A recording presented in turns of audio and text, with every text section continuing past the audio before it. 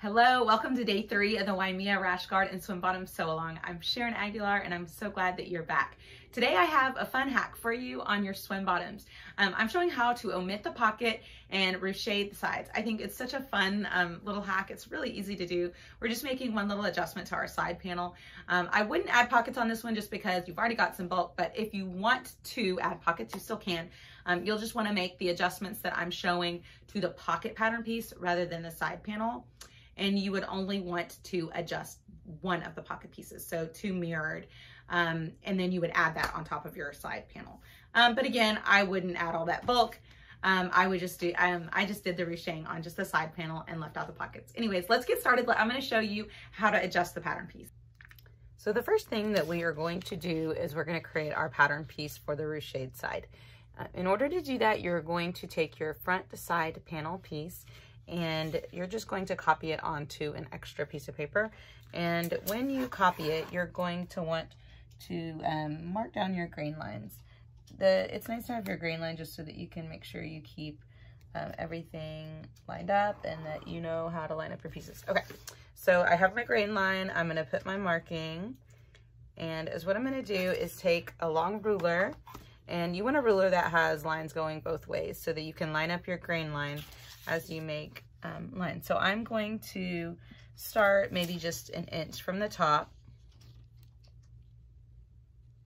of the pattern piece, and I'm going to draw a line right there, and then I'm going to add an inch. Or well, I'm going to go ahead and add 2 inches.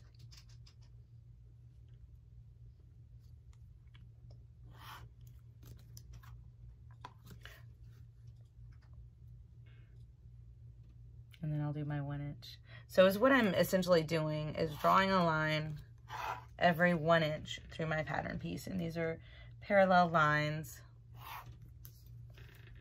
And I don't need another one. Okay, so I have 4 parallel lines that are all 1 inch apart. And now I'm going to cut those apart.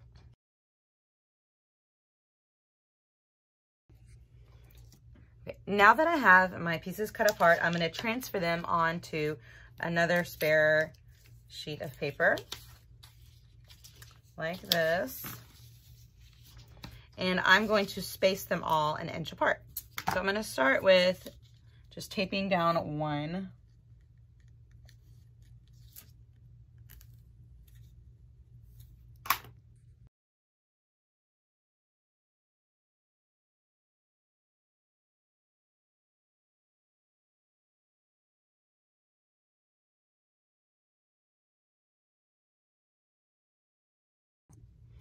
Okay, so now I have my pattern piece all spread out with every inch an inch added, essentially doubling the pattern piece.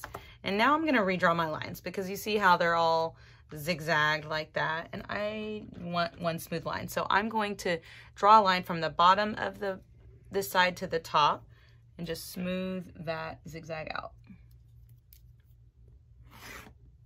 And then I'm going to do the same thing on the other side.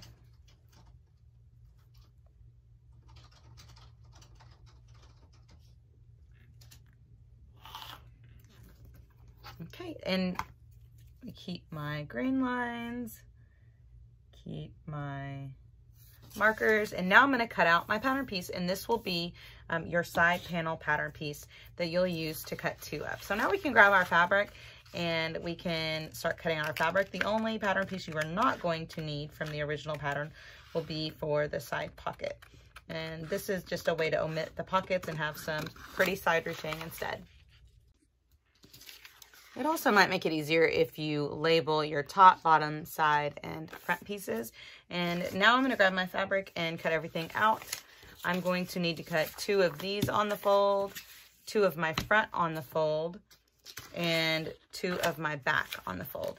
And then pick the waistband you like, either the fold over or this waistband and the front liner. And also granted that if you wanted to do the lower rise bottoms, then you would just need to start with that pattern piece. So you might not have it spread out as much as I do. You might not have as big of a resulting one as I do.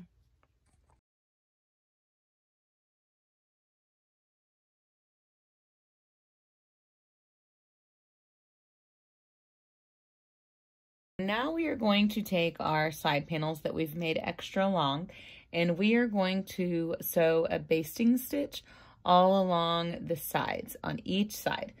So to do a basting stitch, I'm just going to set my machine at the longest stitch length possible, and I'm going to do it about a 1/4 inch away from the edge. I'll start at the top, and you want to leave your threads long on both the beginning and the end of your seam.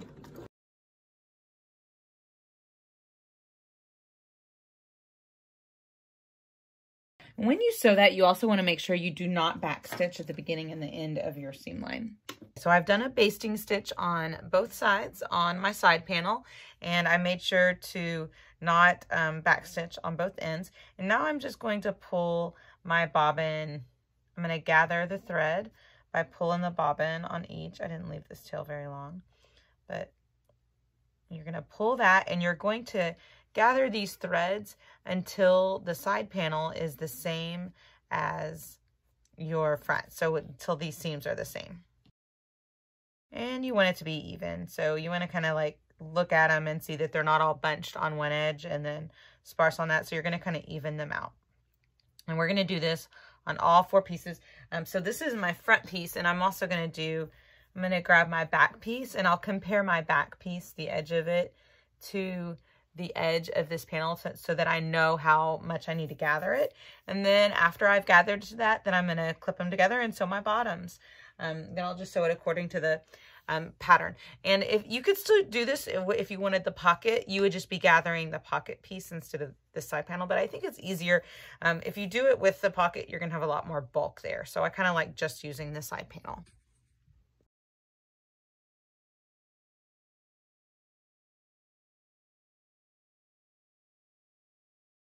Okay, so now I am ready to sew these together. I'm just going to put this right sides together like this, and then sew with a 3/8 inch seam allowance along here. And I'm going to do that on both, and then I will have my front piece. So now I have sewn my front seam as well as my side seams in the bottom.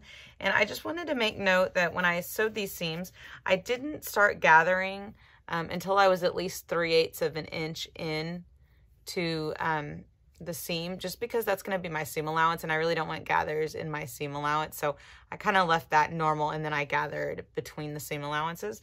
And now that I have sewn the seams, I like to go back and remove my gathering stitches.